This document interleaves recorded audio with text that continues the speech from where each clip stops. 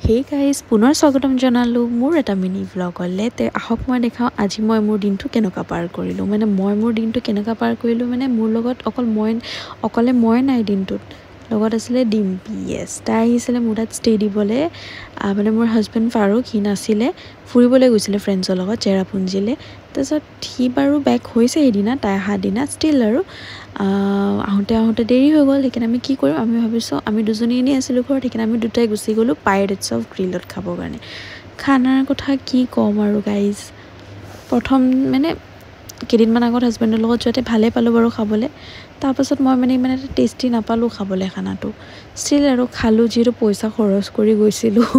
তে মেইন কৰ্চত তাই নুডলছ বিৰিয়ানী অলপ আৰু চিলি চিকেন লৈছিলে আৰু মই